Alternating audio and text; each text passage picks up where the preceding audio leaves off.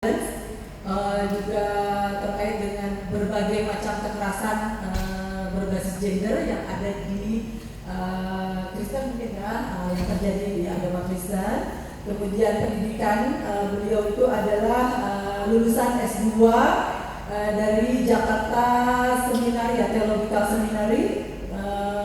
Studi spesifikasi studi yang diambil tentang feminis dan interfaith study pada tahun 2019.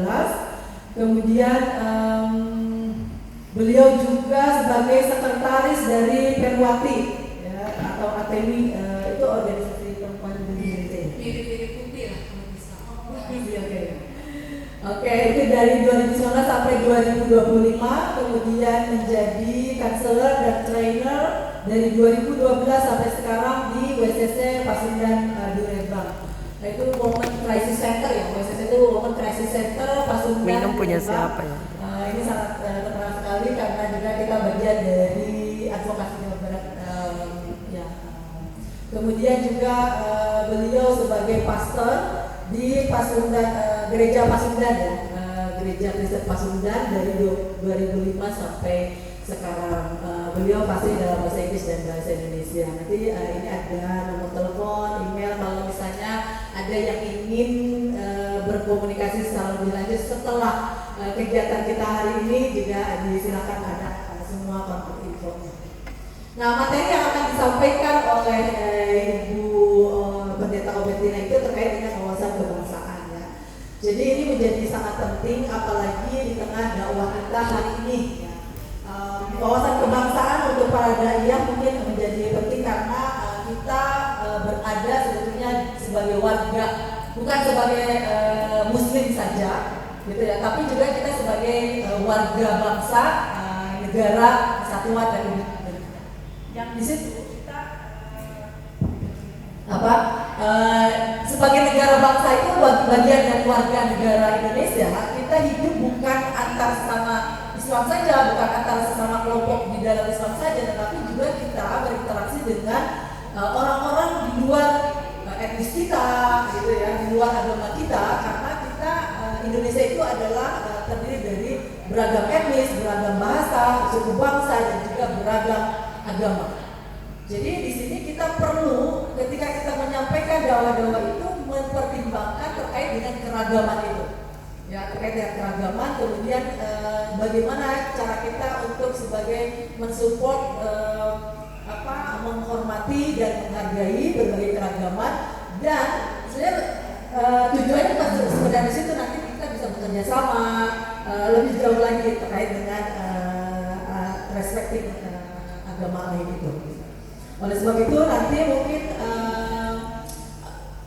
materi-materi yang akan diberikan oleh Ibu Pendeta Obetina akan memberikan wawasan ke depan kita bagaimana kita sebagai perempuan, sebagai muslim, tapi juga dengan mengakomodir keragaman dan menghargai perbedaan yang terjadi baik itu di dalam agama kita sendiri maupun dengan relasi antar agama. Baik, untuk memperbanyak kesempatan, saya memberikan waktu kepada Ibu sekitar 30-45 menit text time. Nanti kita akan setelahnya akan melakukan dialog, gitu ya. Dan nanti di akhir Ibu akan memberikan satu tayangan untuk kita nikmati secara bersama. Waktu dan tempat silakan. Terima kasih Teh Irma ya, saya izin pakai Teh Irma aja biar akrab. Saya izin dari depan situ ya Ibu-ibu. Kasihan layarnya pasti belok semuanya. Iya, perkenalkan saya Obetina, boleh dipanggil Teh Obe, Bang Obe, Ibu Obe, panggil Neng juga boleh.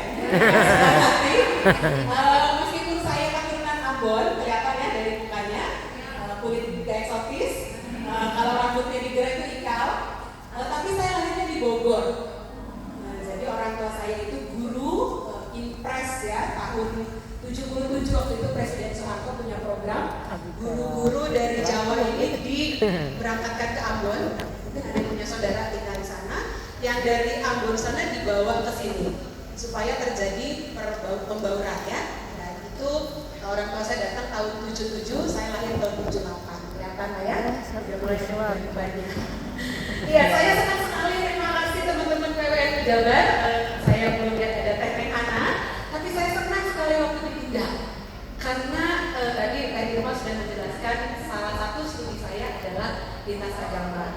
waktu saya S2, saya meneliti tentang incest dari perspektif teologi, feminis, Islam, dan Kristen.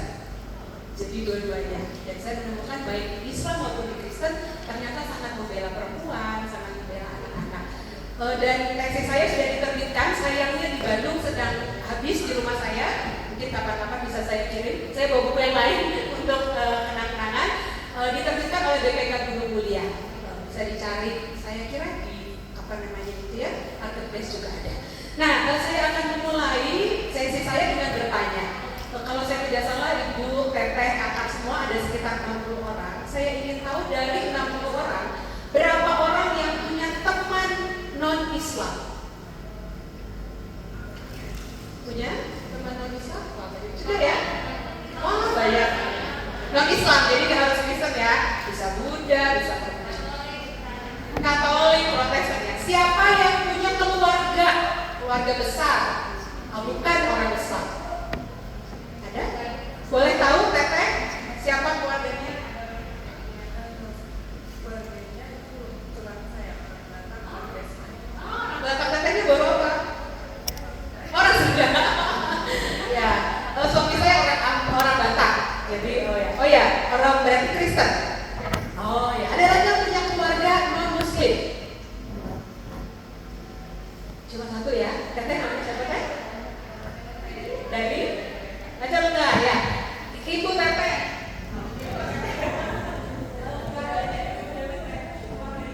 Ada ipar saya, ya keluarganya Kristen. Dari Indramayu.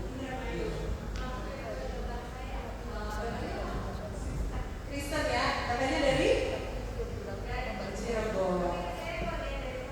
Oh, oke. Ya, ini karena jam kritis, jadi saya mau sebanyak mungkin melibatkan kakak dan teteh sekalian. Nah, senang ya, saya tadi menceritakan pendeta di Gereja Kristen Pasundan yang saya bertugas di Dayakolot, Kabupaten Bandung. Siapa dari Kabupaten Bandung? Ada yang dari Kabupaten Bandung? Nah, kapan-kapan mungkin kita bisa bikin acara bareng ya. Dan jemaat saya itu ada 80 kepala keluarga, kira-kira 6 atau 8 diantaranya campur. Jadi yang istrinya anggota jemaat, suaminya Muslim, atau suaminya anggota jemaat, istrinya Muslim. Nah, anak-anaknya juga campur. Ada yang milih ikut papanya ke gereja, ada yang milih ikut mamanya ke masjid, ada yang papanya Kristen, anaknya pakai kerudung. Banyak ya. Dan itu tidak apa-apa, baik-baik aja gitu. Dan mereka yang Islam dari kecil memang Islam, waktu menikah tetap memilih Islam, yang Kristen juga begitu. Tidak ada yang ini menarik itu gitu. Ya masing-masing aja. Anak-anaknya dibebaskan. Ada yang perjanjian waktu sebelum hamil janji kalau anak laki-laki ikut agama papa, anak perempuan ikut agama mama gitu ya. Meskipun waktu udah besar anaknya ya pilih sendiri. Ada yang anaknya dibiarin. Waktu kecil mamanya ke gereja ikut ke sekolah minggu. Nanti papanya pas bulan puasa tarawih anaknya ikut tarawih. Nanti ketika dia 17 dia pilih sendiri. Dia mau agama apa? Gitu ya. Jadi saya mau mengatakan bahwa keragaman itu bukan sesuatu yang asing ya. Tadi banyak sekali punya teman orang di luar Islam, bahkan ada yang punya keluarga, anggota keluarga yang bukan sesama Islam agamanya. Nah, tetapi kalau boleh ditayangkan slide pertama, ternyata yang kita alami itu tidak jadi pengalaman semua orang. Pengalaman saya di jemaat tadi yang baik-baik aja, oke-oke aja, tidak jadi pengalaman semua orang.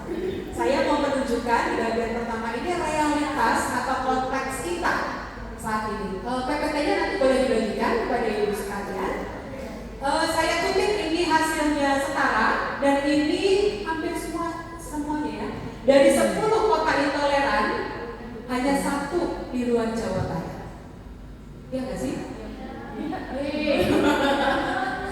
Dua ya? Itu lagi apa kan? Oh Depok, Mataram ya, tiga ya, Mataram. Kemudian ada Bogor, ada Banda Aceh. Serang juga masih di Jawa bagian barat, meskipun bukan di provinsi Jawa Barat ya, di provinsi Barat. Ya, dan selama bertahun-tahun kalau lihat hasil penelitiannya setara, kita ranking 1, tapi bukan untuk disyukuri. Untuk virus dada ya, aduh ranking 1 terus gitu tuh. Untuk apa? Intoleransi, kekerasan berbasis agama. Boleh saya berikutnya? Nah, dan perempuan, kalau teteh-teteh, kakak, ibu semua mencari berita tentang intoleransi, radikalisme, bomber, sekarang ini perempuan kan hanya jadi korban, tetapi juga menjadi pelaku aktif ya. Yang bom panci, yang di gereja di Surabaya ibu bawa anaknya. Terakhir paling baru di Bandung di Polsek Astana Anyar itu ada 2 perempuan yang saya tahu menjadi korban. Yang pertama adalah Kanit Sersenya, rupanya perempuan di situ. Yang satu lagi ada ibu-ibu mau ke pasar juga menjadi korban.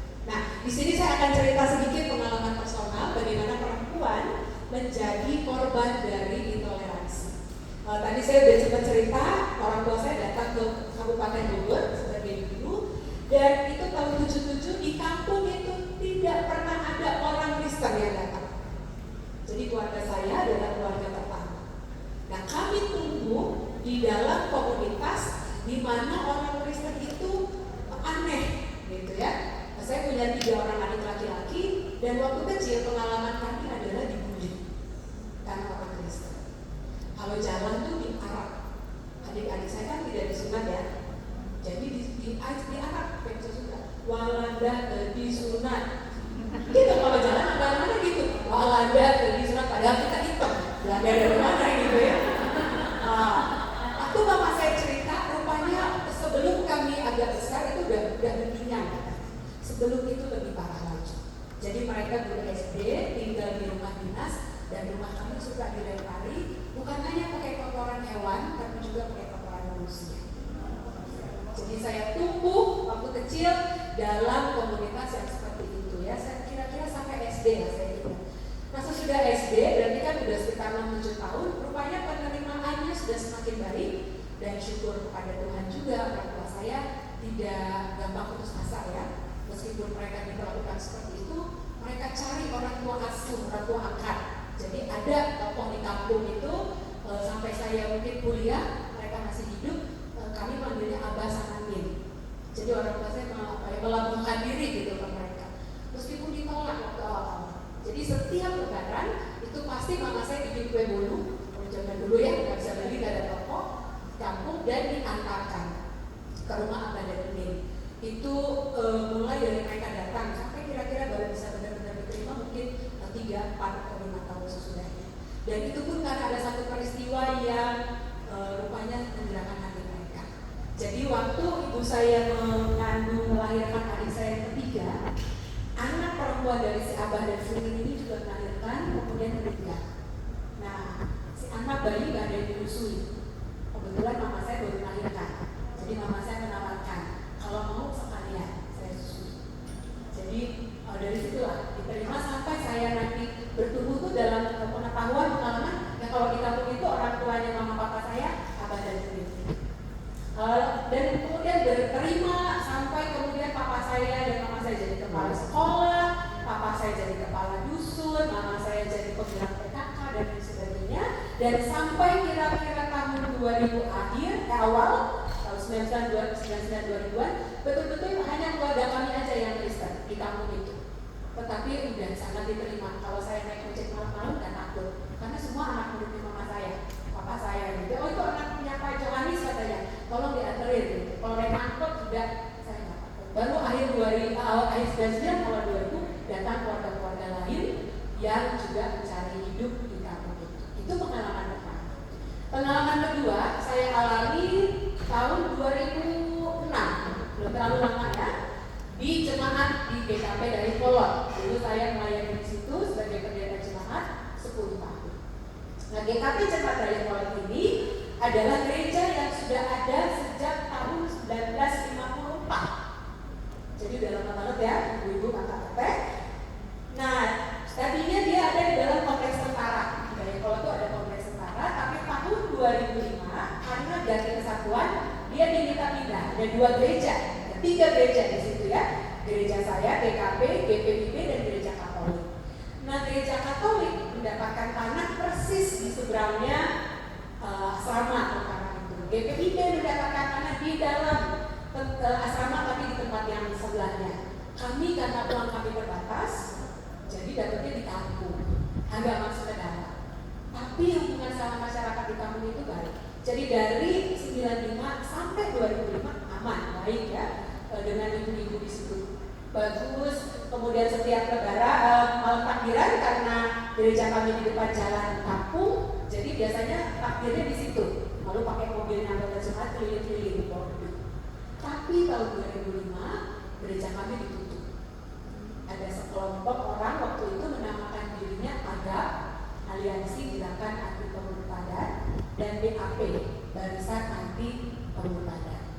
Gereja kami ditutup sampai dengan 2007, diganggu terus, bahkan 2007 sempat dirusak. Saya tidak sempat masukkan foto-fotonya di sini. Jadi kan di dalam ruangan ibadah itu ada organ, ya, nyanyian, ada salib besar yang kami taruh di dekat mimbar, ada kipas angin dan lain sebagainya, itu dirusak, keluarkan, dilempar-lempar dengan hancur. Dan semua itu dibiarkan di luar selama 1 minggu dan dipasangi garis polisi. Nah sejak itu kami tidak bisa pakai ruangan atau gedung itu untuk ibadah. Selain dirusak, saya yang tinggal di samping gereja, jadi kalau di gereja tuh ada namanya pastori, rumahnya pendeta ya, rumahnya pastor. Jadi kalau mau cari pendeta di gereja ini siapa, cari aja pastor ini di mana, ketemu bapak ibu pendeta ya. Nah waktu itu saya baru punya bayi, 2006 itu saya baru punya bayi waktu saya pindah ke situ. Kemudian kami diganggu terus ya, apalagi saat bulan Ramadan. Jadi karena kami ada di dekat jalan kampung, kalau pagi-pagi subuh pas kebangunin sahur itu sambil dilemparin petasan ke dalam, dari jalan raya dilemparin petasan ke dalam sampai bolong. Jadi pakai asbes ya, di tempat saya itu pakai asbes, dan itu pada bolong asbesnya. Dan itu kenapa mengganggu saya, karena anak saya jadi bangun malam ya sepi dan ada bunyi petasan yang cukup besar, jadi dia sering rewel tuh ketika bulan Ramadan. Begitupun pas buka puasa, jadi anak-anak remaja melakukan hal yang sama. Saya punya pot bunga, sering betul pot bunga dijungkit-jungkit balik kalau kami tidak ada. Terus di depan gereja itu ada pohon nangka, nah itu sering sekali dicuri nangkanya. Emang nangkanya enak sih. Satu kali pernah saya temukan. Jadi maghrib udah mau jam isya gitu, saya dengar kok kayak ada protek-protek ya, karena itu di dalam gerbangnya gereja ya, pohonnya orang harus lompat pagar gitu. Nah kayaknya ada orang di Indonesia. Saya bawa kentungan, saya bawa kayu, takutnya ada apa-apa, saya keluar, ada bapak-bapak muda lagi di atas pohon. Terus saya bilang, Pak, kenalan. Katanya, iya kayak ayam nyiram. Koyong nangka. Lagi ngidam katanya ya, pengen nangka. Apa saya, Pak minta aja baik-baik, tadi dari gerbang pasti saya kasih dan akan saya kasih. Jadi pas saya bilang itu, rupanya dia udah lagi motelin si nangkanya, jatuh lah bunyi nangkanya. Saya langsung lihat, jangan-jangan dia yang jatuh, gugup gitu ketahuan. Nah itu pengalaman saya. Ini contoh-contoh intoleransi. Kalau teteh-teteh kakak ibu cari banyak sekali ya, dan perempuan bukan hanya menjadi korban, tetapi juga menjadi pelaku. Di dalam pengalaman saya tadi di GKP Dayakolot, yang paling dalam itu ibu-ibu waktu demo. Jadi waktu kalau udah hari Minggu ya pagi-pagi udah ada ibu-ibu segerombolan bawa-bawa korek, bawa-bawa sapu, saya udah tepak langsung. Pasti nanti ada demo, pasti terlibatnya. Betul, dan ibu-ibu yang paling depan, bawa anak-anak lagi. Mengancam ini kalau dipakai terus kita bakar. Nah, pokoknya kalau gini terus kita rusak dan sebagainya. Itu ibu-ibu. Dan akhirnya tahun 2007 awal kami hentikan ibadah di gereja itu karena ibu-ibu itu sudah mulai bawa anak-anak. Kita nggak mau ya kalau terjadi kekerasan fisik anak-anak yang jadi korban. Selain tentu saja laki-laki dewasa dari kelompok-kelompok tadi. Boleh ya. Nah, kenapa intoleransi tinggi betul? Kenapa ada pengalaman-pengalaman seperti saya dan bukan hanya saya? Kalau teteh-teteh kakak bisa punya forum dengan ibu-ibu dari Syiah, ibu-ibu dari Ahmadiyah, mereka juga punya pengalaman yang sama kira-kira seperti saya gitu ya. Kenapa? Atau apa konteks kita yang lain? Ini salah satunya. Kita kurang sadar sebagai warga negara, dan ini terjadi juga di dalam kekristenan. Nah, orang Kristen itu selalu mengatakan dirinya warga negara kerajaan Allah. Jadi tujuannya itu surga nanti. Jadi lupa bahwa dia juga warga negara Indonesia. Makanya kalau saya khotbah saya selalu ingetin, orang Kristen tuh punya dua warga negara. Yang pertama dan sekarang sedang dia hidupi adalah warga negara Indonesia.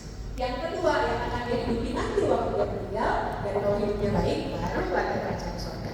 Gitu. Jadi jangan pandangannya tuh diarahkan ke surga dulu sampai lupa warga di bumi gitu ya. Dan akhirnya orang lain akhirnya sesat dan lain sebagainya. Nah, perempuan, saya tidak tahu pengalaman ibu-ibu kakak teteh sekalian, kita selama ini disuruh minggir, ya, disuruh jangan diurusin. Perempuan bisa ada di parlemen karena kita punya peraturan kuota 30%. Dan itu pun biasanya siapa? Menantunya, gitu ya, istrinya, anak perempuannya, dan lain sebagainya. Syukur kalau punya kapasitas ya. Kalau nggak punya kapasitas, boro-boro memperjuangkan anak perempuan, dia malah tunduk gitu kepada apa yang ditetapkan oleh laki-laki. Nah, kita selama ini selalu diajar bahwa politik itu kotor. Politik itu bukan urusannya perempuan. Politik itu panas ya, masih panas. Padahal apa yang ada di dapur kita itu urusannya politik.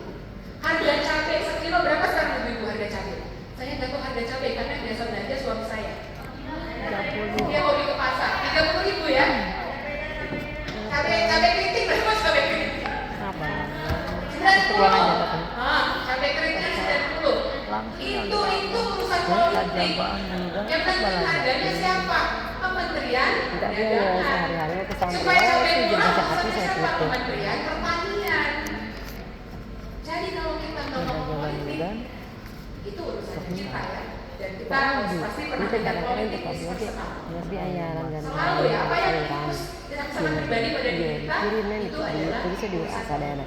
Jadi kita mungkin ini topik lain yang bisa diadakan oleh kakak-kakak teman-teman di daerah lalu lintas juga lebih bagus lagi pendidikan politik untuk perempuan.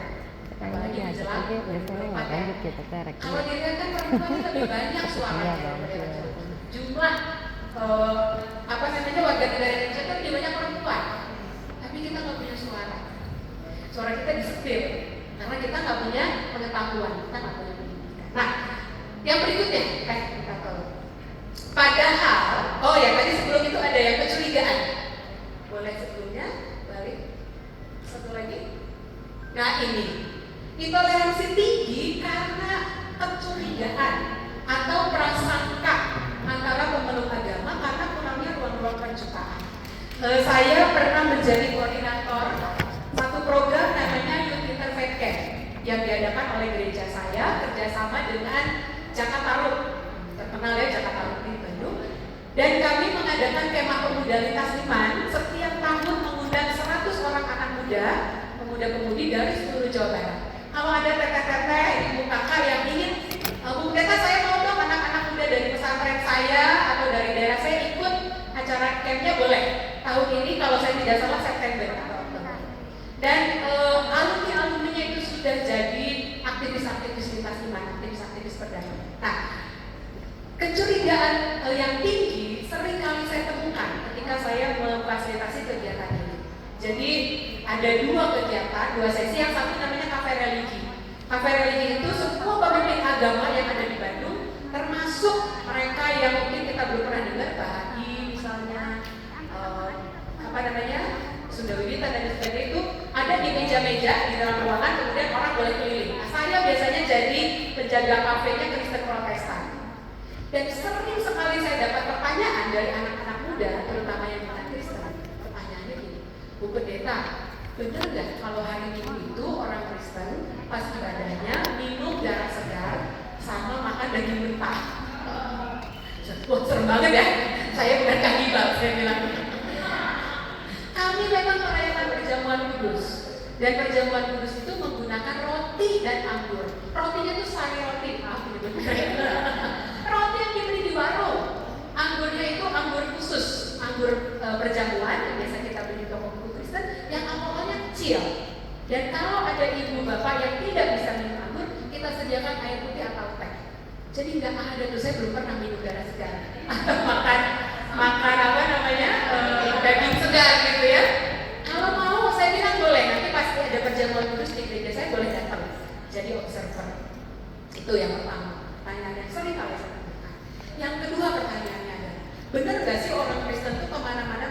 instan. Buat apa saya bikin instan? Buat ngajak orang masuk Kristen. Murah banget ya, masuk Kristen pakai mie instan. Jangan mau, saya bilang. Kalau ada orang Kristen bawa mie instan sama kamu, bilang aja masuk Kristen ini buat kamu. Jangan diterima. Kalau dia masih duit 1 juta, boleh lah bikin-bikin. Nah itu ya. Lalu yang kedua, ada program di hari terakhir namanya kunjungan Jalan Bineka.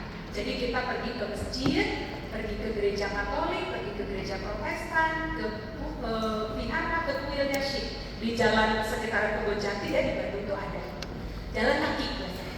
Nah menarik sekali karena setiap kali mau masuk masjid, yang Kristen datang ke saya terus tanya, Bu Pendeta, kalau kita masuk masjid, waktu keluar masih Kristen nggak? Saya bilang masih dong, saya udah bolak-balik masuk ke masjid, nggak apa-apa saya bilang gitu.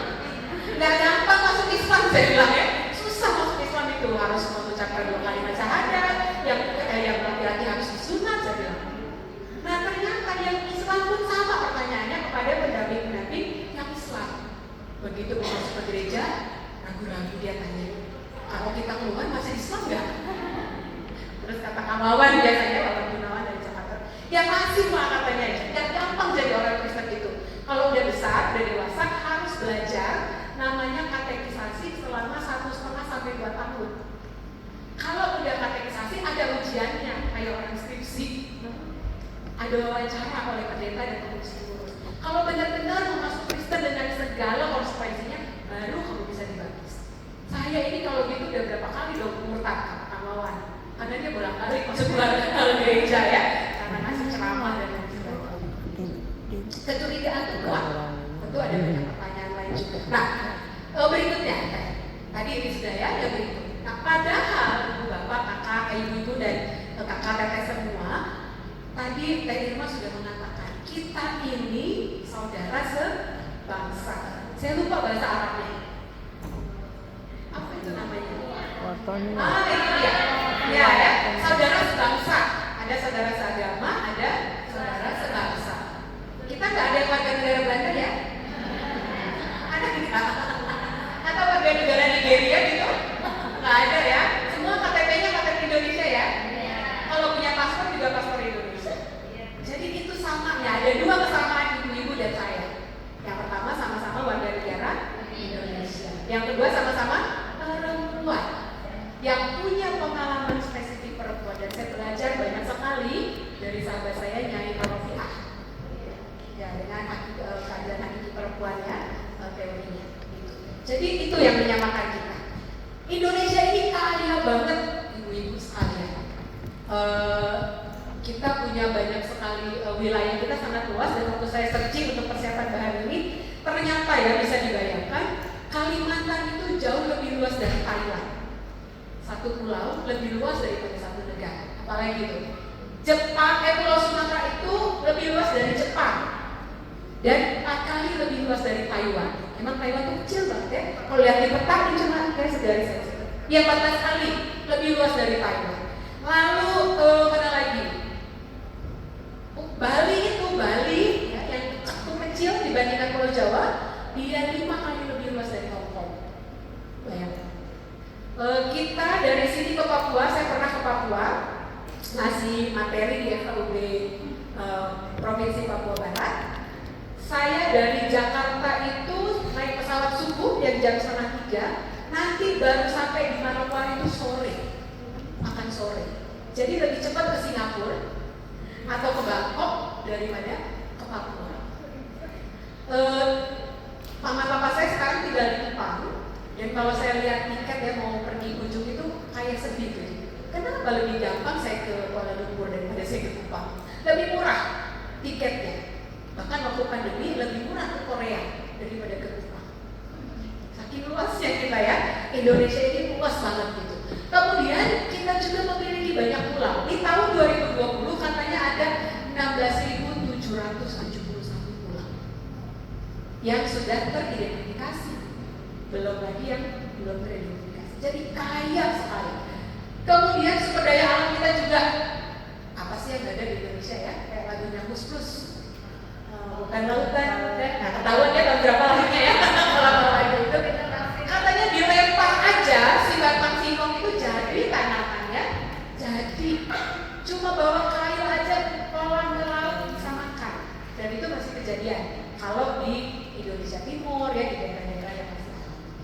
kita di Bandung atau di Jawa Barat kayaknya susah ya.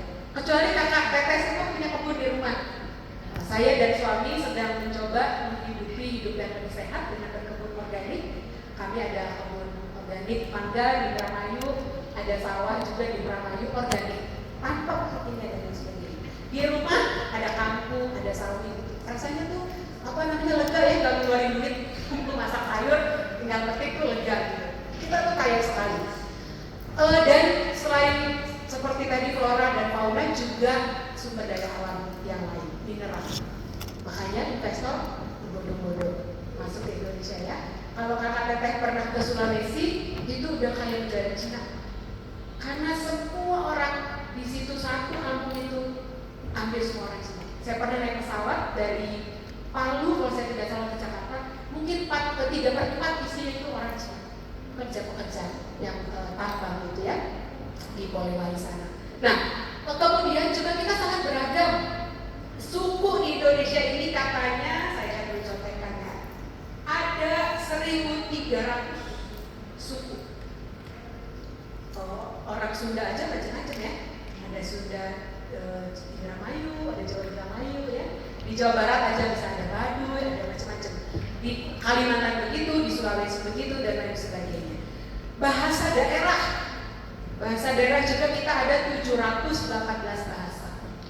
Saya cuma bisa bahasa Indonesia, bahasa Sunda, mengerti bahasa Indramayu karena saya pernah tugas di Indramayu di Honggelis selama 4 tahun. Dan waktu saya baru datang itu baru lulus ya sekolah teologi, kemudian saya suka kunjungan ke rumah yang udah sepuh-sepuh. Lalu satu ibu bertanya kepada saya, "Nok priwen, waras nok?" gitu katanya. Itu bahasa Indramayu. Saya kaget kan, kok saya ditanya waras apa enggak? Kan saya pernah bilang. Ternyata bahasa Indramayu waras itu sehat ya. Gimana nok? Apa gimana naik sehat juga? Saya kaget. Saya ada gosip apa tentang saya? Jangan-jangan saya pernah dibilang gila. Nah itu. Dan bahasa kita sangat kaya dan bisa bertolak belakang kadang-kadang artinya. Ibu-ibu pernah dengar kata karo? Nah, tahu dalam bahasa karo terima kasih apa? Bukan, ibu itu ke Jawa. Dalam bahasa karo terima kasih itu bujur. Kaget kan? Kalau kita bujur apa? Bokong. Bujur itu bokong. Jadi kalau saya berkhotbah di gereja Batak Karo dan mereka suka bilang bujur Bu Pendeta, saya masih suka linglung. Aduh, bujur saya kenapa ya? Dia bertolak belakang. Jadi kaya sekali ada 718. Kemudian kita juga agama yang diakui pemerintah ada 6. Tetapi selain itu ada banyak sekali agama suku ya.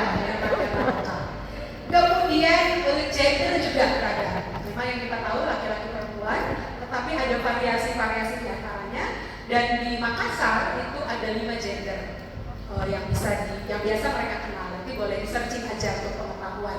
Dan saya kenal seorang bisu. Bisu ini petinggi adat di dalam tradisi Bugis. Dia laki-laki secara jenis kelamin, tetapi berdandan kalau memimpin acara-acara itu sebagai perempuan. Sangat cantik, bisa dicari di YouTube, namanya Bisu Puang Mangkola Anju. Nah, ini boleh berikutnya kan? Karena begitu kayanya kita, tetapi tadi konteks kita itu kok seperti itu ya, gitu. Ada orang-orang seperti saya yang menjadi korban kebebasan beragama dan berkeyakinan. Ada teman-teman yang perempuan yang entah apa yang dimasukkan ke kepalanya memilih untuk membom orang yang sedang beribadah dan sebagainya. Terus kira-kira apa yang bisa dilakukan oleh kita semua, kakak, teteh, dan saya sebagai perempuan Indonesia? Nah, saya mau menawarkan ide ini dalam rangka kita menghidupi peran kita sebagai perempuan di Indonesia yang beragama Islam, yang beragama Kristen, dan mau menyumbangkan sesuatu tadi seperti tadi katakan sebagai bentuk Islam yang rahmat lil alamin itu membawa rahmat untuk seluruh alam ciptaan. Maka saya mau menawarkan kita menjadi para penjaga Indonesia. Amin. Saya kayak berkhotbah rasanya ya. Amin. Nah, tapi kita punya modalnya nggak, Bu Pendeta atau Tante?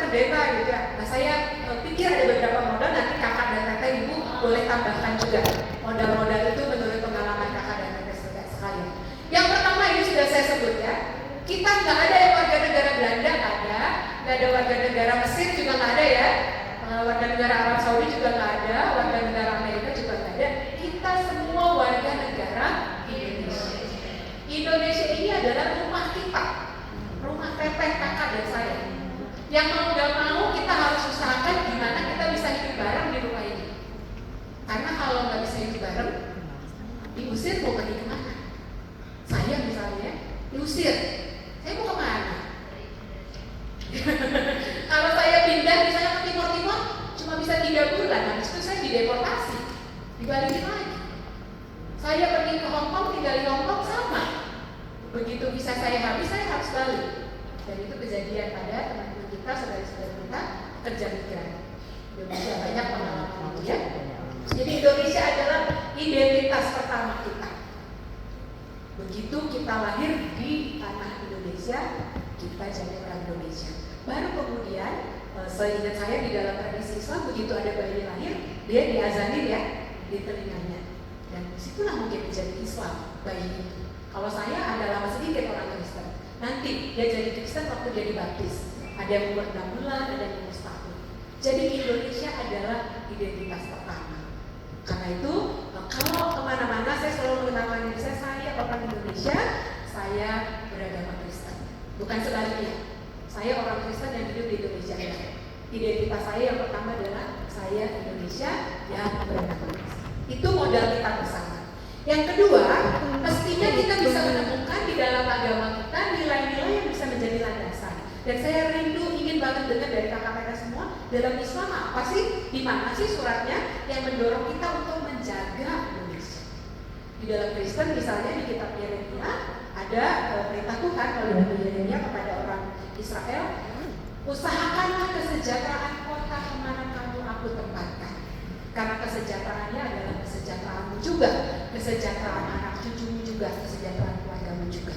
Dan ini yang suka saya pakai khotbah kalau mendorong, mengingatkan kepada jemaat saya bahwa kita ini orang Indonesia, warga negara Indonesia. Nah mungkin nanti dalam diskusi kakak teteh semua boleh juga berbagi ya.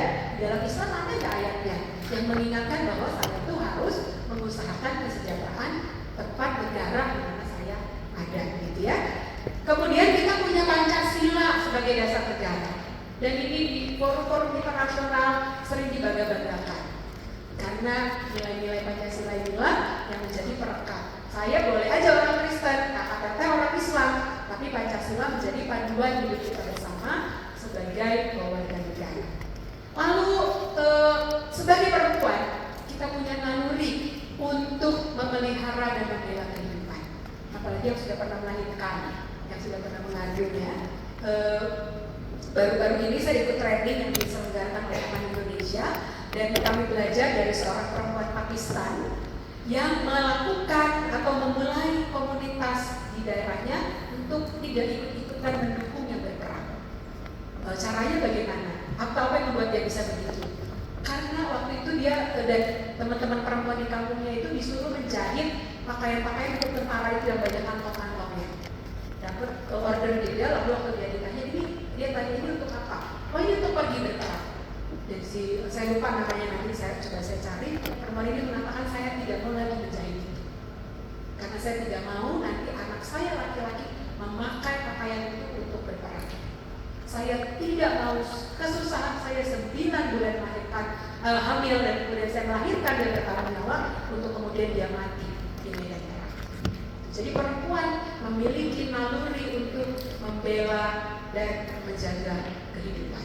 Dan ini sudah dibuktikan oleh para perempuan di Ambon, di Poso yang waktu itu berkonflik. Boleh berikutnya. Kita juga punya pahlawan-pahlawan perempuan. Di Jawa Barat ada Dewi Sartika ya. Ada Ibu Hartini, ada Cut Nyakin, ada Maria Walanda Paramis, ada Cut Metia dan lain sebagainya. Yang menjadi contoh kita bahwa perempuan bisa terlibat di dalam kemaslahatan bersama. Perempuan bisa ikut menjaga Indonesia. Gitu. Dan juga ada perempuan-perempuan masa kini yang bekerja untuk perdamaian dan keadilan. Setidaknya di 2 tempat yang saya tahu, di Poso itu ada Ibu Pendeta Roslin Puri Dia memulai satu komunitas perjumpaan perempuan lintas iman setelah konflik beragama ya, terorisme. Saya boleh bagi nanti linknya sudah didokumentasikan cerita hidup Ibu Rosunuri oleh Aman Indonesia. Nanti saya bagi via Teh Nana. Kalau kakak Teteh mau lihat di YouTube ya dan jadi inspirasi juga. Atau ada Lian Padele, dia tidak pendeta tapi perempuan Kristen yang juga membuat komunitas Mositubu, perempuan lintas iman di akar rumput, Kristen, Islam dan lain sebagainya yang bekerja bersama-sama untuk perdamaian. Kemudian ada di Jogja ada Sri Kanti Lintas Iman, itu juga perempuan-perempuan lintas iman yang membuka ruang-ruang perjumpaan dan belajar dari satu sama lain. Waktu bulan Ramadan kemarin mereka belajar tentang puasa di dalam Islam dan di dalam Kristen. Di dalam Kristen juga ada puasa. Saya biasanya puasa menjelang hari Paskah, tetapi agak berbeda dengan kakak-kakak sekalian ya. Saya tidak puasa makan dan minum seperti pada bulan Ramadan dari subuh sampai buka puasa. Biasanya kami berpuasanya dengan cara berpantang selama 40 hari. Misalnya saya, kalau di jemaat saya, kita mendorong mereka untuk berpuasa atau berpantang makanan, dan itu biasanya makanan yang paling disukai. Misalnya saya paling suka makan bakso. Saya bisa makan bakso seminggu 2 kali. Nah selama 40 hari masa puasa, saya tidak makan bakso sama sekali selama 40 hari. Tapi kan biasanya saya makan bakso 2 kali seminggu. Misalnya satu kali makan 20.000. Nah saya harus menyimpan uang yang biasanya saya pakai untuk makan bakso. Jadi saya kumpulkan, biasanya saya makan bakso hari Selasa. Hari Selasa saya sisihkan 20.000. Nanti hari Kamis atau hari Sabtu, biasanya saya makan bakso, saya sisihkan lagi. Dan dikumpulkan selama 40 hari untuk dibawa ke gereja, dan uang yang terkumpul dari hasil berpantang atau berpuasa itu diberikan kepada orang miskin. Yang laki-laki biasanya pantang merokok, tapi dari cepat curang juga mereka ya. Jadi nggak sepanjang hari, biasanya pantangnya dari jam sekian sampai jam sekian sekuatnya. Tapi ada juga yang berpantang daging, tidak makan daging sama sekali. Dan uang yang biasanya dipakai untuk beli daging disisihkan. Ada yang pantang tidak buka medsos. Ada yang pantang naik pesawat, macam-macam. Yang penting adalah prinsip dari puasa di dalam Kristen, menahan diri dan mengambil waktu untuk lebih dekat dengan Tuhan. Itu kira-kira ya. Nah, kemudian tadi yang terakhir, modal kita juga adalah kita punya konteks yang sama. Ada perempuan Islam yang jadi korban KDRT? Ada, banyak memang. Ada perempuan Kristen yang jadi korban KDRT? Ada, banyak. Dan kita bisa bekerja di situ sama-sama. Ada perempuan Kristen yang miskin? Ada, banyak. Yang Islam yang miskin ada, banyak. Nah, kita bisa kerja di situ. Ada perempuan Islam, perempuan Kristen yang HKP tidak terpenuhi, hak kesehatan, hak politik, hak pendidikan, ada. Dan kita bisa kerja di situ. Jadi kita punya konteks yang sama. Kalau ikan itu kita berenangnya di air yang sama. Gitu. Makanya kita bisa berjuang bersama-sama juga di situ. Nah, kalau begitu, kalau kita sudah punya modal ini, sikap apa yang perlu kita kembangkan? Saya mengusulkan setidaknya 5 sikap ini. Yang pertama, tidak membeda-bedakan orang. Meskipun terjadi perbedaan-perbedaannya, jangan karena dia bukan Islam misalnya gitu, nggak kita tegur ya, daripada kita dia mah Kristen, jangan ada dekat-dekat rumah dia, gitu ya. Atau yang banyak saya dengar belakangan tuh kalau ada arisan di kampung, teman-teman saya Kristen suka nggak dikasih kebagian rumahnya tempat arisan, jadi dilewat gitu. Jangan di rumah itu orang Kristen. Nah saya tinggal di Dayakolot dekat dengan STT Telkom, sekarang Telkom University. Dan itu ada sekali banyak kos-kosan yang tidak menerima selain muslimah. Ada dulu anak orang Kristen dari Sumatera yang waktu dia ambil kos-kosan itu via online. Jadi nggak tahu KTP-nya, nggak tahu agamanya. Waktu dia datang, kan dia harus kasih KTP kepada ibu kos. Begitu dia lihat KTP-nya Kristen, ibu kosnya bilang, maaf, ini kos-kosannya khusus muslimah, tolong kamu cari lagi yang lain. Bayangkan dia harus mendadak cari, padahal dia udah dapat dari situ. Dan itu membeda-bedakan orang, gitu ya. Kemudian kita justru mengembangkan dialog yang terbuka, dan ini yang mau saya provokasi dalam tanda petik kakak-kakak ibu semua ya. Gereja Kristen Pasundan itu ada di kota, kecamatan, dan desa-desa, tidak terlalu desa juga ya, di seluruh Jawa bagian barat. Ada dari Purwakarta? Di Purwakarta ada GKP. Jadi boleh dicari nanti, ketemu pendetanya bilang aja nama saya boleh dijual nggak apa-apa. Boleh. Habis ketemu Bu Obertina gitu ya, disuruh ketemu boleh. Ada yang dari Garut. Garut Ibu ya, di Jalan Bratayuda. Gereja Kristen Pasundan. Dia pernah ke situ berkunjung? Sering ya, oh ini udah bagus. Iya, ya, Garut juga ada. Ada yang dari Sukabumi. Ibu dari Sukabumi, dia pernah ke GKP Sukabumi? Belum? Nanti boleh dicari. GKP Sukabumi itu di jalan apa ya? Surya Kencana? Ada Surya Kencana ya? Nah, di situ. Atau nanti mungkin bahkan bisa bekerja sama karena di Sukabumi ada rumah sakit kami, Ridho Gali. Ya, itu rumah sakit milik Gereja Kristen Pasundan. Jadi mungkin ada kerjasama yang bisa dikembangkan di rumah. Gereja Kristen Pasundan juga ada di Tasikmalaya, ada dari Tasikmalaya. Ibu dari Tasikmalaya ya, udah pernah ke GKP Tasikmalaya belum? Boleh dicari juga, dia ada di Jalan Pangeran, bukan Pangeran, Selang Hasong. Di Jalan Selang Hasong di dekat sekolah CPK. Ya. Ada yang dari Sumedang. Ibu dari Sumedang ya Teteh, boleh juga. Dia itu di dekat Taman Kota gerejanya. Di mana lagi ya kalau Jawa Barat? Ini dari mana? Kuningan ada di Cibubur. Ya. Di Cederes ada. Ya. Oh, syukur kalau begitu dengan payahnya salam nanti ya Ibu. Dari mana lagi ya? Siapa lagi? Bogor ada dari Bogor? Di Bogor ada juga di GKP Bogor. Di dekat kantor imigrasi. Indramayu tadi, di Indramayu tidak ada, tapi di Haus Nulis ada, di Juti Kebon ada, di Indramayu Kota ada DKI. Ya, nah itu, Ibu sering ke situ ya? Oh ya, syukur. Oh ya, keren. Ya, jadi kenapa saya mengaksen itu supaya kakak teteh bisa mulai membangun dialog-dialog yang terbuka, bisa bicara soal kekerasan terhadap perempuan dari perspektif Islam Kristen gitu ya, bicara soal puasa, bicara soal ekonomi perempuan. Gak usah kita ngomongin dogma, gak usah ngomongin ajaran ribet gitu ya. Kita mungkin bisa membangun kerjasama dengan teman-teman, atau datang aja pengen tahu apa sih Kristen tuh, datang tanya. Saya selalu mendorong orang untuk tidak mendapat informasi dari orang lain. Katanya orang Kristen tuh gini. Udah pernah belum ketemu orang Kristen? Belum. Katanya orang Kristen tuh kayak gini. Punya nggak teman orang Kristen? Enggak. Jadi kata siapa itu? Ya katanya. Departemen pertamanya. Saya selalu bilang gini, ibu-ibu kalau mau tahu isi rumah saya, ibu-ibu nanyanya ke siapa? Ya ke saya. Bisa nggak nanya ke tetangga saya? Ya bisa, dia nggak tahu. Mungkin cuma lihat dari depan.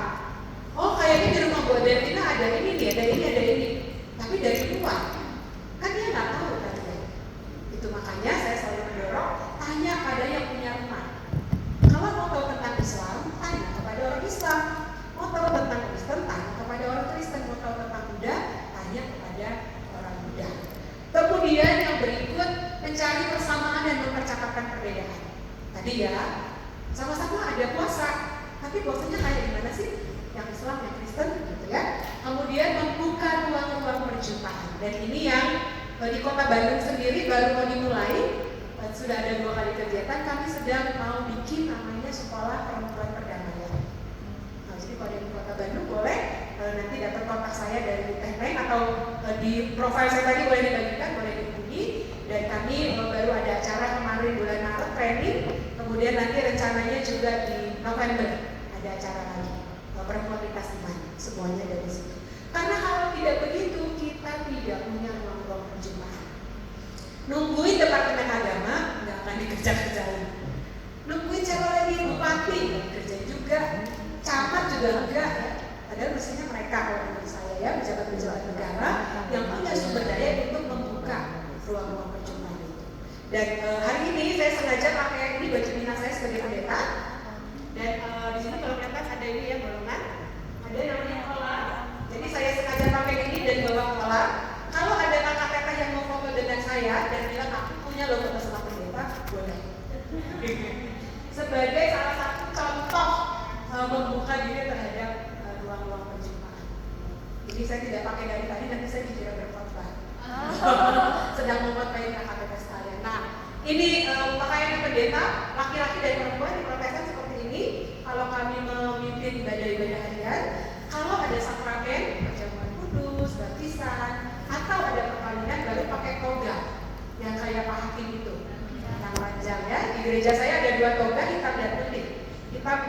hari biasa yang penting biasanya perkawinan dan lain sebagainya. Ini contoh aja, nanti saya lupa lagi kalau ada yang mau foto atau pas kita foto bersama mau kelihatan bahwa foto dengan pendeta boleh. Nanti saya pakai lagi ya. Nah itu. Kemudian belajar dari satu sama lain. Seperti yang tadi saya selalu katakan. Saya senang banget kalau ketemu orang yang berbeda. Karena dengan begitu pengetahuan saya akan bertambah. Bahkan ketemu yang sama-sama Kristen pun pasti akan bertambah. Dan saya punya pengalaman menarik. Baru-baru ini saya dari Sumatera mengadakan satu training. Jadi selain saya aktivis lintas iman, saya juga trainer fasilitator untuk isu kekerasan berbasis gender. Dan baru saya mengadakan training di Sumatera. Lalu salah satu pesertanya itu namanya Aisyah, Nur Aisyah. Lalu saya pikir, seingat saya ini semua pesertanya Kristen. Kan pakai hashtag gitu ya. Saya bilang, Kak, permisi boleh tanya, kakak ini agamanya apa?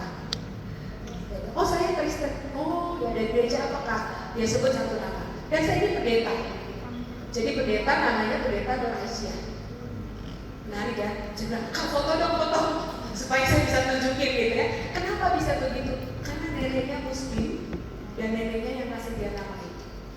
Dia bilang orang-orang udah sering suruh ganti, baik yang Islam maupun yang Kristen. Rupanya dua-duanya terganggu ya. Yang Islam terganggu kok pendeta namanya Aisyah. Yang Kristen juga terganggu, suruh ganti gitu. Saya bilang, tapi aku gak mau ganti. Karena ini hadiah dari nenek. Dan dari situ saya belajar. Kalau saya ketemu orang dengan nama tertentu, saya nggak boleh sudon. Nggak boleh berprasangka di dalam benak saya. Namanya David pasti orang Kristen, gitu ya. Belum tentu ya. Namanya Elizabeth pasti orang Kristen, belum tentu. Karena apalagi nama anak-anak sekarang yang udah susah-susah gitu ya. Lebih baik ditanya. Kalau kita mau tahu banget, kalau menurut saya sih gak usah kepo juga ya. Agama orang kan urusan dia sama Tuhan, gitu, bukan urusan dia sama kita. Baik, saya kira itu saja dari saya. Kalau saya tidak tahu sudah habis, dan nanti di akhir sesi saya mau berbagi satu lagu rohani Kristen tentang betapa bersyukurnya kita terhadap bangsa Indonesia ini. Di YouTube tidak ada kata-kata yang menurut saya mengislamkan teman-teman. Jadi videonya aman. Saya mau berbagi ini dan saya akan senang sekali tadi kalau juga kakak ibu teteh berbagi juga bagaimana di dalam Islam. Modal apa yang dimiliki untuk menjadi penjaga Indonesia. Saya stop di sini. Pak Irma, terima kasih banyak untuk waktunya. Oke, terus kalian untuk Ibu Pendeta Obelina. Terima kasih atas pemaparan yang sangat luar biasa. Jadi saya sebenarnya ngacung-ngacung gitu. Punya teman, punya ini. Saya ya jadi teringat karena saya juga sebenarnya lahir karena saya dibesarkan di Cibubur ya, di Kuningan. Jadi tadi apa yang dipaparkan oleh Ibu terkait dengan menepis prasangka, kita perlu berteman dengan yang berbeda, dan sebetulnya wawasan kita terkait dengan yang berbeda itu akan terasah ketika kita hidup berdampingan dengan yang berbeda itu. Dan mungkin kalau teman-teman di sini banyak yang hidup di masyarakat yang homogen, mungkin perjumpaan-perjumpaan yang tadi disampaikan oleh Ibu itu masih agak gimana ya, masih ada pertanyaan-pertanyaan yang mendesak gitu. Nah ini boleh nggak ya, ini nggak apa-apa atau kayak gimana. Dan tadi ada prasangka-prasangka yang sering muncul, dan itu mungkin banyak terjadi. Tapi kalau misalnya kita sudah terbiasa hidup dengan heterogen ya, masyarakat yang heterogen, kita kayak saya misalnya di Cibubur itu kan teman saya di SD itu ada banyak yang Kristen, Pasundan, terus Protestan, kemudian Katolik, kemudian Sinode. Ini kan karena pusatnya ya, dan rumah saya itu dikelilingi gitu kan, di sini dekat sekali dengan gerejanya. Jadi di situ ada, jadi antara Islamic Center dengan Christian Center itu berdampingan, hanya terpisah sama jalan. Dan saya hidup di sana dan berinteraksi, punya tetangga yang Kristen itu biasa saja gitu. Jadi oleh sebab itu perbedaan itu mungkin menghargai perbedaan itu terasa di sana, karena ya kita sesama manusia tadi, kita menempatkan identitas kita itu bagian dari negara bangsa Indonesia, yang kemudian kita memahami bahwa Indonesia itu beragam. Nah, keyakinan bahwa kita beragam itulah yang kemudian perlu kita munculkan, dan keberagaman itu menjadi aset kekuatan kita untuk ya tadi sebagai penjaga kedamaian di Indonesia. Indonesia, dan itu mungkin ketika kita sebagai bagian dari para dakwah itu harus internalisasi di dalam diri kita. Identitasnya adalah keindonesiaan yang beragam itu, baru kemudian keislaman, dan Islam juga sangat beragam, juga tetap mengakomodir yang minoritas-minoritas Islam, karena juga konflik yang terjadi, misalnya kita lokus kegiatan kita itu di Tasik dan Garut, yang itu rata-rata hampir kebanyakan Islamnya sangat kuat ya. Justru konflik yang sering muncul itu bukan antar agama, tapi intra-agama sendiri, gitu, antar kelompok di dalam agama. Maka memberikan ruang perjumpaan, dialog yang kemudian perlu dibangun itu menjadi sesuatu yang luar biasa, dan memberikan pengalaman tersendiri, dan itu yang sekarang sedang kita lakukan di Garut dan Tasik. Di Tasik kita sedang berbincang dengan Pendeta Johnson ya di Tasik, kemudian di Garut juga kemarin kita melibatkan dari pemuda Katoliknya Pak Indra waktu itu, dan ternyata dari situ mulai cair gitu ya. Jadi memang kita sebenarnya dialog itu bagian dari kita mengikis sedikit demi sedikit tadi prasangka yang kayak begini kayak gitu tadi sudah sangat panjang lebar, dan itu mungkin yang perlu kita urai gitu ya. Dan apalagi di kami itu misalnya di Islam itu menyatakan bahwa perbedaan itu adalah rahmat gitu. Jadi oleh sebab itu kita harus menerima perbedaan, menghargai, menghormati, di satu waktu yang bersama juga kita bisa bekerja sama.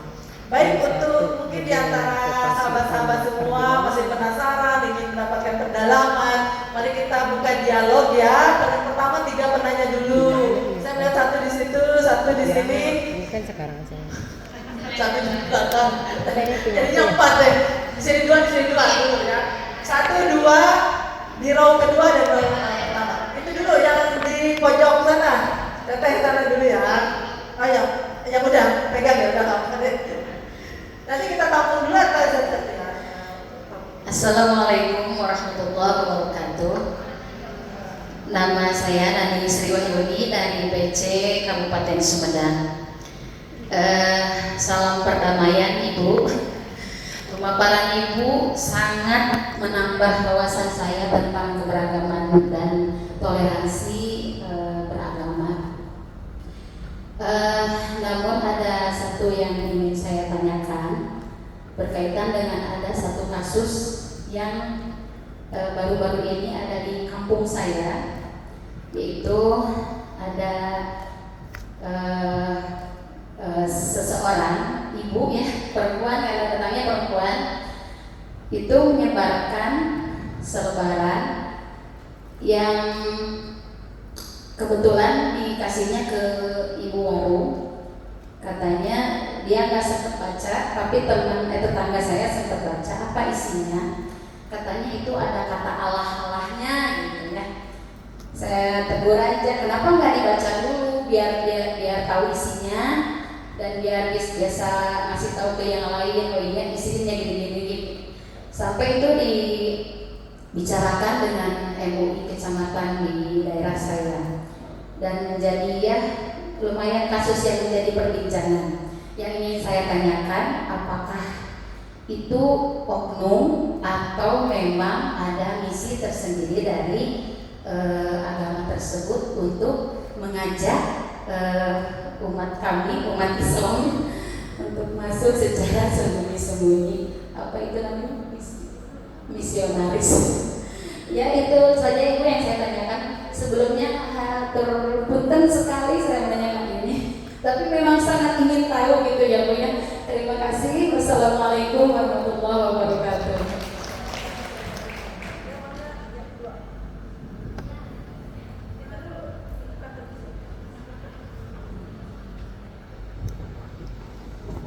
Ya, terima kasih Teteh Obe ya, Teteh aja. Teteh Obe, salam bahagia. Ya, terima kasih untuk pencerahannya. Saya Royani Afriani, berasal dari PC Cirebon.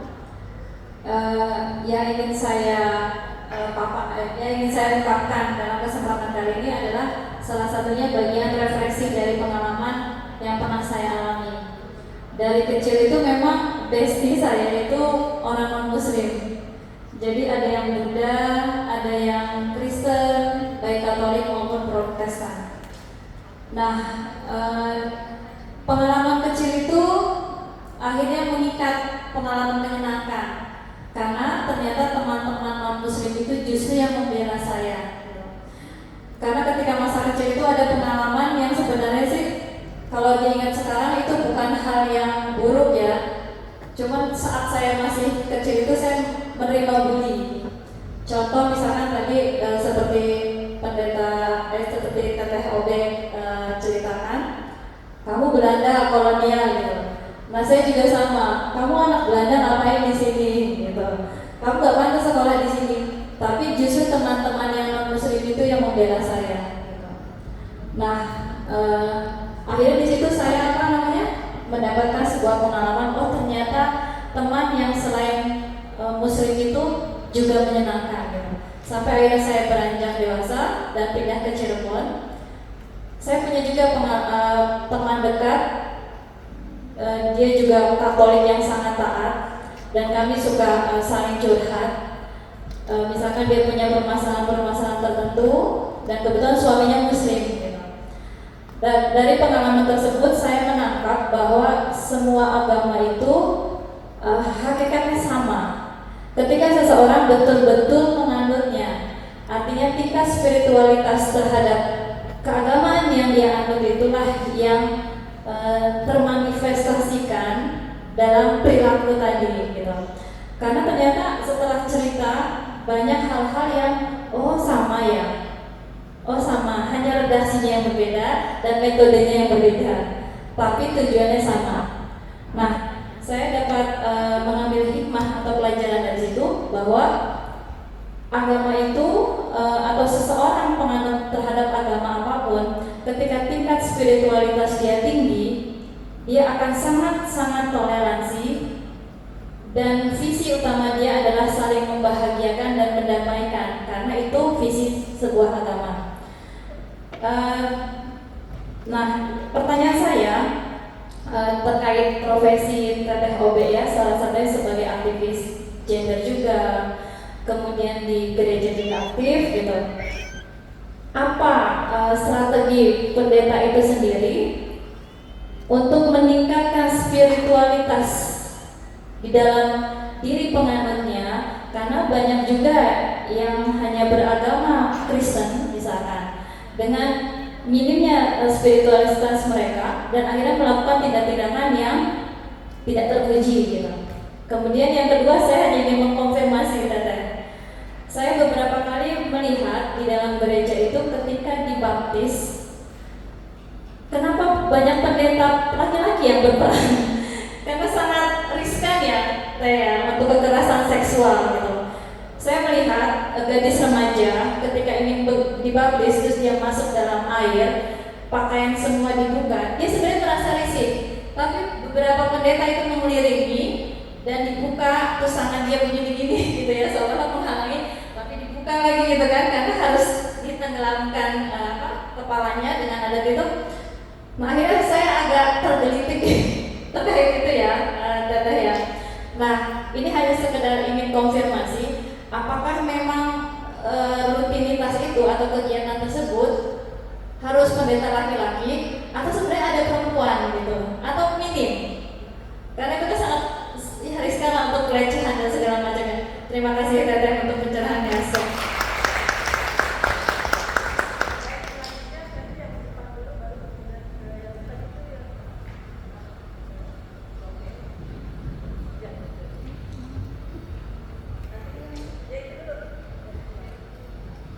Salam perdamaian, Pak Obe.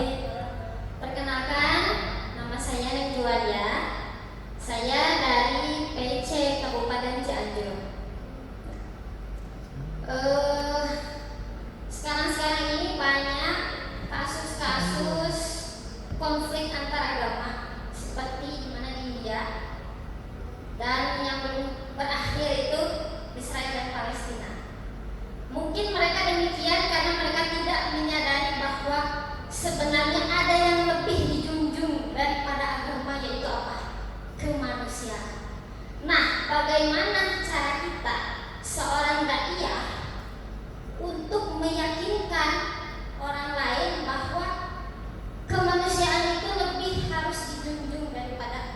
membela agama gitu ya.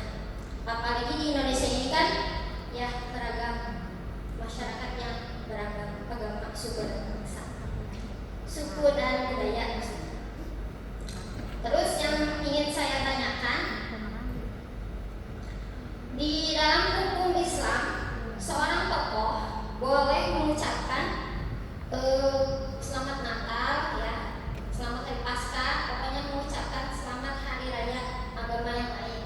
Nah, apakah di dalam agama Mbak Obe sendiri boleh mengucapkan hari raya agama lain?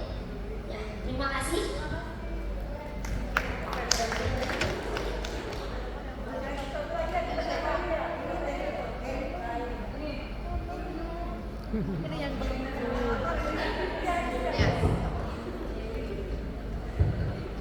Selamat siang menjelang sore Kak.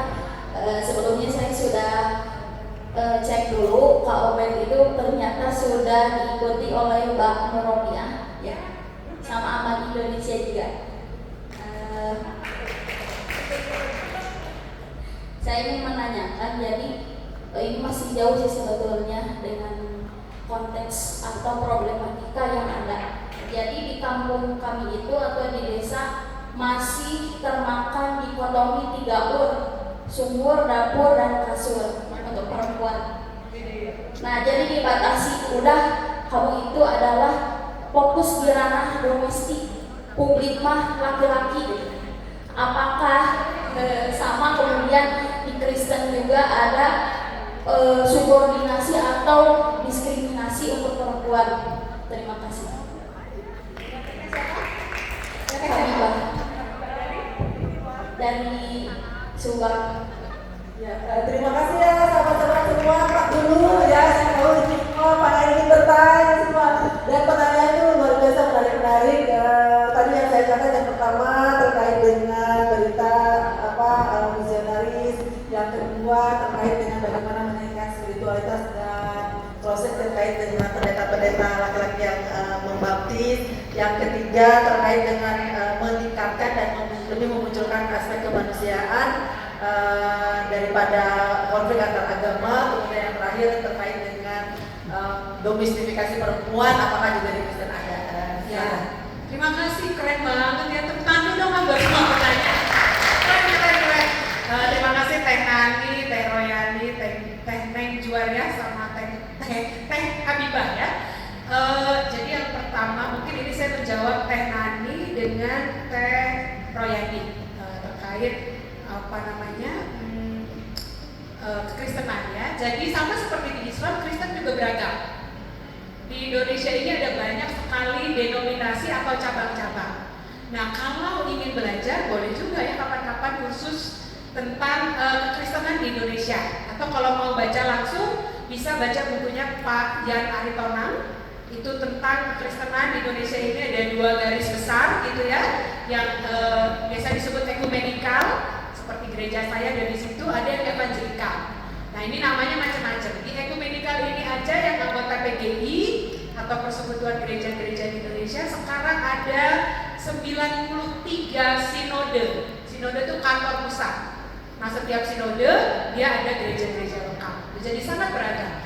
Dan keberagaman itu juga termasuk beragam cara membaptis. Di Indonesia dikenal 2 cara membaptis. Yang pertama diselam, seperti yang tadi kata ya, biasanya di kolam.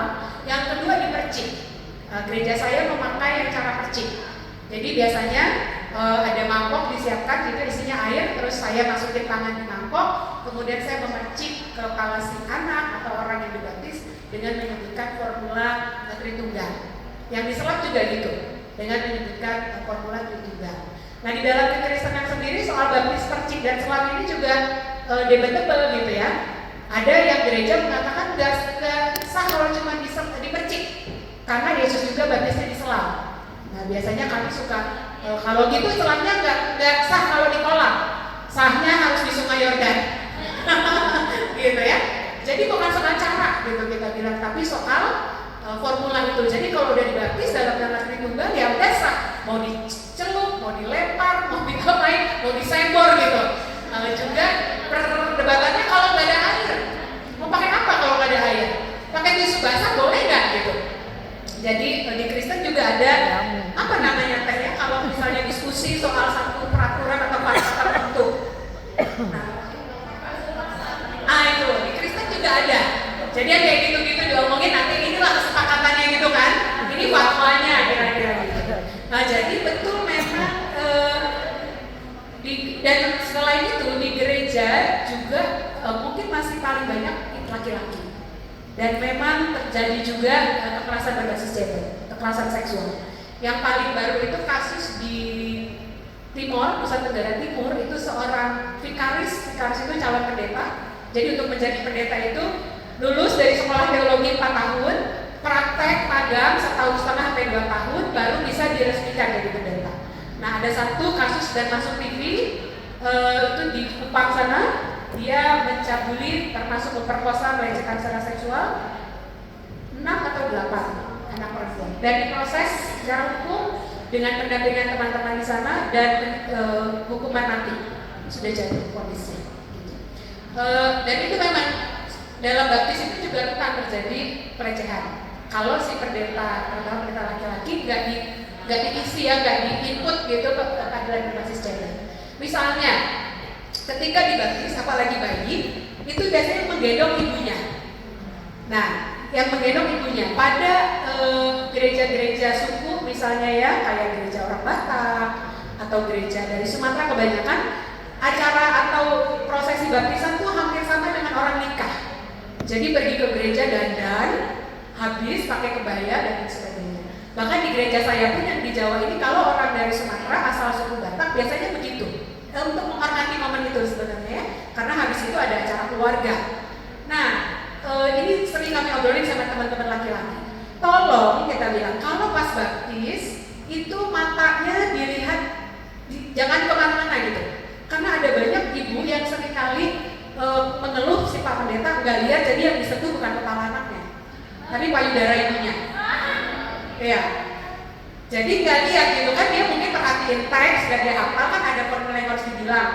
Nama anaknya disebut gitu ya, misalnya namanya si Elizabeth, aku baptiskan engkau gitu. Kalau saya biasanya saya hafal di kepala saya. Atau saya minta pengurus yang membantu saya itu berdirinya di depan saya, baru namanya diginiin supaya saya, itu teknis banget dan orang bisa mikir mestinya gitu. Nah, kalau yang males dia nggak mikir. Jadi si yang megangnya di samping nama lengkap si anak dan si formulanya, si ibu kan betul di depan. Dia nggak lihat gitu. Dia gini kan lihatnya, dia main begini aja. Salah. Yang dibuka bukan kepala bayi. Nah, kalau dia nggak pakai kebaya kan masih terhalang baju. Yang ada ini yang kain. Nah, kalau pakai kebaya, kan kadang-kadang tuh udah pakai kebaya pakai ini ya, masih kebetulan jadi payudaranya naik gitu. Nah, itu suka kejadian. Juga cerita yang teteh tadi gitu ya, di baptis selam biasanya tuh juga baptis selam pakai baju-baju yang dress gitu kan, terus suka ngambang naik dan sebagainya. Itu juga kesulitan sendiri memang kami menginstal di kepalanya para pendeta soal keadilan gender, tidak melakukan kekerasan seksual dan lain sebagainya. Bersyukur di gereja saya, di gereja Kristen Pasundan, karena Pasundan Dorembang Cerewet ya, biasanya Pasundan Dorembang Cerewet, jadi kami baru saja mendorong semua pendeta dan juga pengurus di gereja-gereja kami untuk menandatangani fakta integritas anti kekerasan seksual. Sekarang kami sedang mendorong untuk dibuat SOP, standar operasional prosedur pencegahan dan penanganan kekerasan seksual di setiap gereja-gereja, supaya kalau ada kasus tuh tahu harus kemana nih. Mungkin di pesantren juga udah ada yang bikin ya, gitu. Saya kira itu terjadi juga. Nah itu. Memang belum banyak pendeta perempuan di gereja saya, di sinode gereja saya ya, itu kami ada 80 orang pendeta, hanya 30-an perempuan. Dan itu pun baru sejak tahun 90 perempuan boleh jadi pendeta di gereja saya ya, bisa ditemukan jadi pendeta. Ada di Indonesia ini gereja yang belum memperbolehkan perempuan jadi pendeta, karena katanya pemimpin itu harus laki-laki. Sama dong ya. Saya pernah naik taksi online, ternyata supirnya orang Kristen, pengurus di salah satu gereja itu. Kebetulan saya naik dari sekolah teologi tempat saya belajar, terus dia bilang, kamu sekolah di sini? Iya Pak. Jadi kamu mau jadi pendeta? Oh saya sudah pendeta udah 15 tahun. Mana boleh perempuan jadi pendeta? Terus jawab baik saya dengan ayat-ayat. Ini katanya nggak boleh perempuan itu jadi pendeta dan sebagainya. Ya yang sangat literalis ya, bukan penafsiran yang ini gitu. Nah, Teh Nandi, saya prihatin ya benar itu. Emang itu tadi saking beragamnya, ada kelompok-kelompok Kristen yang juga fundamentalis, yang bawaannya tuh mau mengkonvertkan orang aja gitu. Kalau dengan orang beragama itu gatel, pengen dibaptis gitu ya, pengen diajakin masuk Kristen gitu, padahal belum tentu dia ngasih contoh yang benar dari orang Kristen. Nah, saran saya mungkin ini bisa kita kembangkan ya di tempat kita, bangunlah relasi dengan gereja-gereja anggota PGI. Makanya tadi saya bilang ya di Sumedang ada BKP, kenallah kalau nggak sama pendetanya minimal, supaya kalau ada model-model begitu langsung aja kasih tahu pendetanya, Pak Pendeta, ini ada nih orang nih gini gimana nih gitu. Karena biasanya di satu kecamatan atau kabupaten ada semacam persekutuan gereja-gereja di situ. Di Bandung misalnya Kabupaten Bandung ada PGIS, Persekutuan Gereja-Gereja Indonesia Kabupaten Bandung. Jadi kami mengorganisir diri untuk mencegah yang seperti itu. Karena ini saya buka-bukaan ya, yang model-model begitu tuh bukan hanya terhadap orang Islam, ke orang yang udah Kristen pun kadang-kadang gitu. Makanya kalau pernah dengar istilah mencuri domba, jadi udah anggota jemaat gereja saya, diajak-ajakin ke gereja dia gitu. Nah ini memang persoalannya pelik juga ya, ada yang seperti itu. Jadi gimana caranya supaya dalam rangka menjaga perdamaian? Menurut saya jangan main hakim sendiri gitu ya, tapi carilah informasi kepada gereja yang ada di situ. Lebih baik gereja anggota PGI supaya bisa didorong, mungkin didekati, janganlah kayak gitu ya, nggak sopan kan? Toh ini kan bukan orang yang nggak punya agama. Karena saya sendiri nggak terlalu setuju dengan cara-cara seperti itu.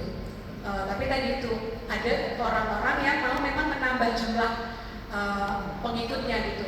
Seakan-akan kalau pengikutnya banyak otomatis masuk surga.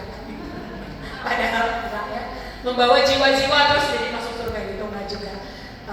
Di dalam Injil ada ya, Tuhan Yesus pernah mengajar para murid, dia bilang bukan orang yang memanggil Tuhan Tuhan yang akan masuk ke dalam kerajaan surga, tetapi mereka yang melakukan kehendak Bapa.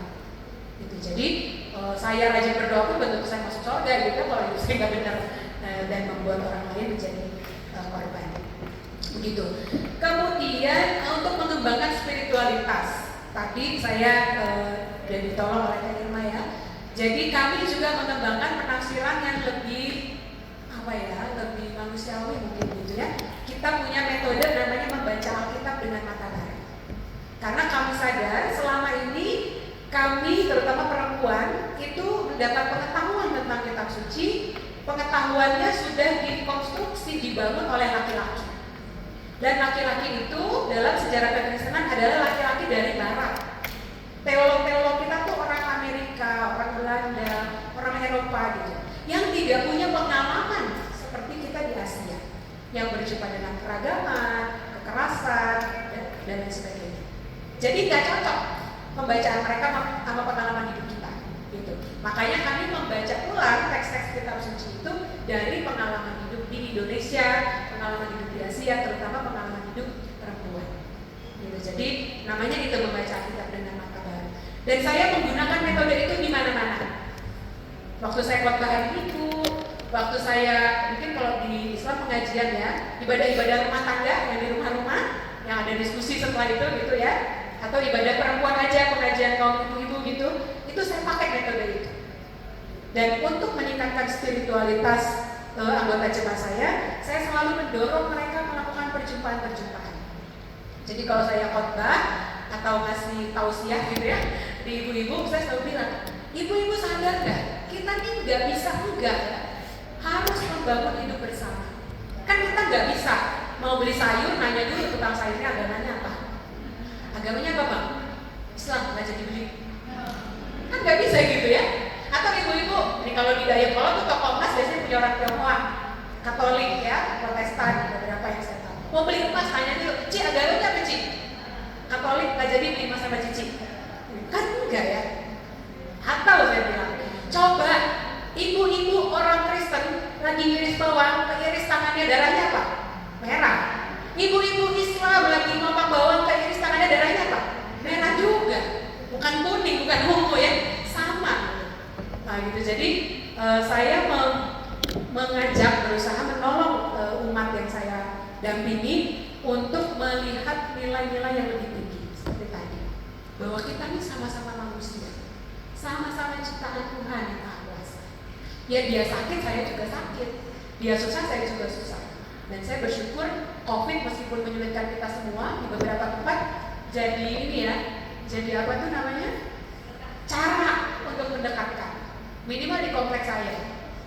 Waktu pada kena COVID kan kita bagi. Untuk yang lagi isoman tuh ibu-ibu masak. Saya bilang, saya masak, boleh ya masak? Gak apa-apa Bu. Saya bilang, saya gak masak babi kok di rumah saya. Gak ada yang mau makan babi, pada gak suka babi. Jadi aman, saya bilang, iya Bu, masak aja masak. Gitu ya. Boleh gitu, kayak gitu sebenarnya mestinya. Dan itu saya kasih contoh kepada anggota jemaat saya. Apalagi anggota jemaat saya tadi ada yang berbeda juga. Gitu. Jadi mendorong umat untuk melihat bahwa yang pertama-tama dia adalah manusia. Dan manusia Indonesia tadi ya, yang kedua baru dia orang Kristen. Jadi daripada pusing mikirin bagaimana mengkristenkan orang lain, mending pusing mikirin bagaimana saya jadi orang Kristen yang benar. Karena ada juga orang Kristen yang benar, banyak ya, banyak banget. Saya pernah praktek di Sumba, Nusa Tenggara Timur, waktu masih mahasiswa dan dijadwalkan memimpin atau berkhotbah di penjara. Pikir saya di situ semuanya orang Kristen. Bupatinya Kristen, kepala desanya Kristen, ketua RT-nya Kristen, pasti sedikit lah penjahat. Gitu ya. Ini idealisme saya mahasiswa. Begitu saya datang ke gereja kecil biasa disebut kapel di penjara itu penuh ibu-ibu. Sampai ke bagian duduk pada duduk di lantai. Kagetlah saya. Saya tanya pengurus ibu-ibu yang dampingin saya ke penjara. Bu, ini semua orang Kristen? Iyalah. Kan mau ikut kita ada, mau dengar khotbah. Kejahatannya apa aja Bu? Kan dipanggil Nona ya. Nona tinggal tanya, mau pembunuh ada, pemerkosa ada, pencuri adanya gitu. Jadi ini saya sering khotbahin juga ke anggota jemaat saya, pas saya khotbah. Saya pertanyaan saya sering begitu. Ada nggak bapak-bapak Kristen yang melakukan KDRT? Banyak. Gitu. Jadi itu ya. Nah kemudian tadi bagaimana cara kita sebagai pengkhotbah itu saya kira barusan saya jawab ya.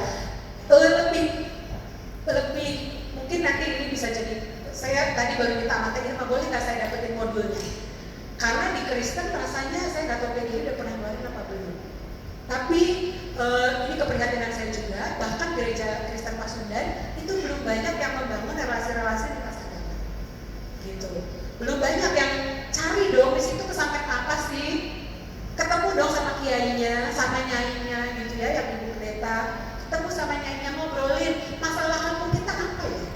Apa yang bisa dikerjakan gereja? Apa yang bisa dikerjakan pesantren? Yang bareng-bareng bisa kita bikin apa untuk kampung kita ini? Yang kayak gitu-gitu juga masih kurang. Di gereja Kristen Pasundan saya agak cerewet juga. Kalau pertemuan-pertemuan pendeta gitu saya ngomong, saya mendorong teman-teman muda dan senang sekali karena beberapa mulai berkunjung cari situ pesantren apa ya dekat gitu ya supaya menjalin kerjasama. Ya minimal dari ngopi bareng atau kita ibu-ibu arisan misalnya kayak gitu-gitu ya. Nah itu. Kemudian tadi ya mencari teks-teks agama dan menafsirnya kemudian mengajarkannya dengan lebih ramah. Makanya saya bilang tadi saya bawa kolar yang namanya kolar. Kalau ibu-ibu mau foto sama saya boleh supaya bisa ditunjukin. Kalau ngomong kita ini harus menjaga keragaman kerukunan. Emang pernah ketemu orang Kristen? Pernah saya pernah ketemu pendeta itu. ada buktinya gitu. Yang kayak gitu-gitu ya, perbanyak di media sosial. Pakai Facebook kita jangan cuma untuk gibah. IG kita jangan cuma untuk kepoin orang, tapi pakai. Kalau ibu cek Facebook saya ada Facebook, saya sering banget komenin Gus Aan, sorry, Gus Durian. Tuh kalau Gus Aan datang ke Bandung pasti nginep di Wisma Kan Bandung. Nah, saya berteman baik bersahabat dengan saya lupa nama panjangnya. Saya bisa panggil Mbak Sari dari Aceh, dari Windra Aranili, dosen dari Aranili yang sangat getol membuka ruang perjumpaan sampai-sampai darahnya pernah dihalalkan dan dia akhirnya keluar dari Aceh sekarang mengajar di Jawa Tengah kawasan Tiga Setengah karena dia pernah bawa mahasiswanya dari UIN di Aceh. Bayangkan mahasiswa perbandingan agama diajak ke gereja kan nggak apa-apa sebenarnya boleh kan karena saya pun sering banget diwawancara sama anak-anak UIN jurusan perbandingan agama. Nah rupanya waktu si Basari bawa anak mahasiswa ke gereja dan pendeta sedang menjelaskan, pendetanya pakai kolar seperti saya di belakangnya ada salib, kemudian mahasiswi kan pakai kerudung. Di shoot dari belakang, di foto dari belakang dibilang sedang terjadi kristenisasi.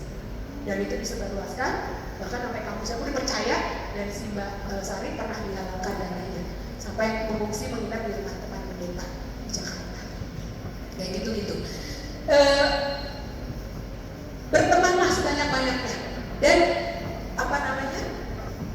posting supaya umat kita sadar, oh pendeta saya, atau minimal menimbulkan pertanyaan. Saya juga beberapa kali memposting atau kalau saya acara-acara gini, jadi orang nanya, itu ngapain? Kalau dia nanya, saya bisa menjelaskan, gitu ya. Kemudian soal ucapan selamat tidak ada larangan. Bahkan kalau buat saya itu ibadah. Saya senang banget kalau udah malam takbiran tuh saya bisa pegang handphone. Siapa ya teman saya ini yang deket-deket, satu-satu saya japri. Saya nggak bikin di grup, saya japri. Dan di Bandung ini yang sering buka open house itu Kang Wawan. Kalau ada undangan dari teteh kakak, saya akan dengan sukacita datang. Dan kalau perlu saya bawa Tupperware. Pulangnya bekal gitu ya. Biasanya saya ke tempat Kang Wawan, ke rumah Kang Wawan di sana di Cibiru, untuk bersilaturahmi. Dan kalau di lingkungan saya pasti pagi-pagi begitu selesai ibu-ibu sholat id, sebelum pada pergi ke rumah orang tuanya, kami biasanya keliling. Dan saya biasa hari Lebaran pergi ke anggota jemaah saya yang pasangannya Muslim. Dan anak-anak saya paling senang ikut karena mereka dapat angpau. Setahun 2 kali dapat angpau. Jadi kalau udah malam takbiran, mami besok kita ke rumah mama gua nggak? Panggilnya mama gua. Kenapa kak? Iya nih duitku udah habis katanya. Kamu pasti nungguin apa ya? Nanti pas Natalan juga gitu. Ada yang lain lagi gitu. Nah itu ya, nggak ada larangan. Bahkan saya senang sekali kalau boleh datang. Minimal cicipin opornya ibu-ibu gitu ya. Kemudian masih terjadi juga dikotomi tadi, dan itulah kenapa saya masih ngomong di mana-mana, jadi fasilitator di mana-mana untuk mengajar dan menolong banyak orang memahami perempuan itu sama mulianya dengan laki-laki. Tempatnya bukan cuma di dapur, di kasur, dan di sumur, tapi juga di ruang-ruang publik, di politik, dan lain sebagainya. Dan harus dikuatkannya perempuannya juga ya. Kadang-kadang dari kasih kesempatan, perempuan yang bilang jangan saya deh, yang lain aja. Begitu. Saya kira mudah-mudahan sudah terjawab semua ya. Irma. Ya, alhamdulillah.